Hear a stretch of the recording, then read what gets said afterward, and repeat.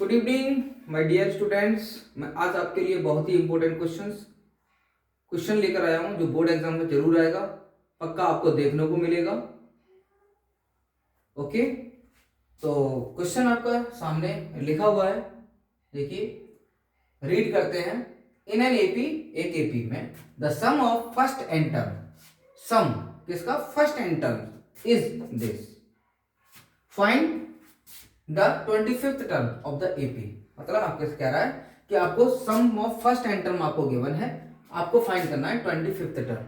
25th term means A25, A25 means A plus 24D।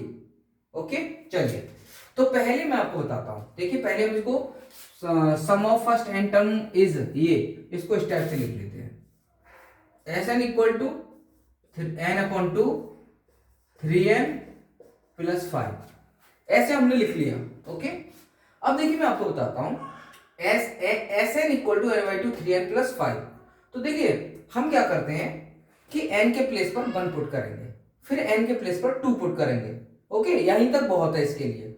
इससे क्या होता है भाई, 1 क्यों पुट कर रहे हैं? 1 का मतलब फर्स्ट टर्म, 2 का मतलब फर्स्ट टू टर्म का सम है ना, S2 फर्स्ट टू टर्म का सम, S1 फर्स्ट टर्म का सम, इसलिए 1 पुट करेंगे। तो बेटा देखिए, तो n के प्लेस पर हमें क्या पुट करना है? पहले 1 पुट करना है, ठीक है। तो क्या लिख देंगे? S1 1/2 3 multiply 1 plus 5। ओके, 1/2 पहले मल्टीप्लाई, 3 1 जा 3 फिर 5 ऐड कर देंगे, तो 5 और 3 8, 2 से 8 को डिवाइड, 2 4 जा 8, 4 आ गया। अब हम क्या करेंगे? S2 निकालेंगे, मतलब फर्स्ट टू टर्म का सम। तो S2 तो क्या 2/2 3 मल्टीप्लाई 2 प्लस 5, ये 2 से 2 को डिवाइड करेंगे 1। ओके, 1 मल्टीप्लाई 3 2 जा 6, पहले मल्टीप्लाई फिर प्लस 6 और 5 11। पहले याद रखना ब्रैकेट के अंदर पहले सॉल्व करते हैं, तब इससे इसको डिवाइड कर सकते हैं, हो रहा है। और जैसे यहाँ पर मैंने पहले मल्टीप्लाई की फिर प्लस फिर डिवाइड किया, तुम डायरेक्ट नहीं कर सकते, इससे अंदर वाला नहीं काट सकते, याद रखना है। नहीं, कभी नहीं। 11 बन जा 11 आ गया। ओके, अभी S2 का मतलब क्या है? मैं AP तो मैं समझा रहा हूं। देखिए AP होती है A1, A2, A3 dot dot dot, ये AP होती है ना।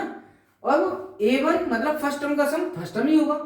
फर्स्ट टू टर्म का सम, इसका मतलब इन दोनों का प्लस, इसे किसे कहते हैं? S2 को कहते हैं, है ना, A1 और A2 का सम।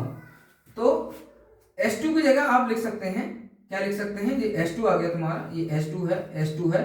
अब S2 को आप लिख सकते हैं A1 plus A2 is equal to 11। अब A1 की वैल्यू आपको पता है, जो हमने S1 निकाला है ना, जो S1 हमने निकाला है वो क्या है? A1 है ना, A1 है S1 जो हमने निकाला है। तो इस A1 की वैल्यू 4 है, तो यहाँ 4 प्लस कर देंगे, पुट कर देंगे, ठीक है। अब 4 प्लस का इधर जाए किसका हो जाएगा? माइनस का।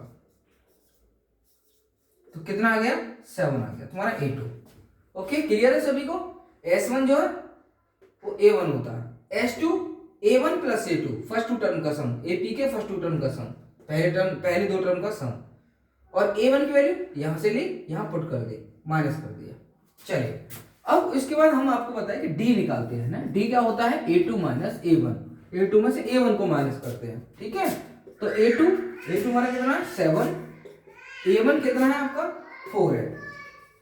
क्या आ गया? 7 4 माइनस करेंगे कितना बचेगा? 3 बचेगा, ये आ गया। अब तुमसे देखो, हमारे पास A1 है, 4 है, D है, 3 है, और तुमसे पूछा है 25th term, it means A25। तो A25 equal to A plus 24D। अब A की वैल्यू क्या है? A की वैल्यू आप देखिए, A means A1, A means A1 ये है, लगा दो। 4 प्लस 24 मल्टीप्लाई D 3, 4 प्लस 3 4 या 12, ओके, 3 2 या 6 1 7। अब इसको इसमें प्लस कर दो, 76 हमारा आंसर आ गया।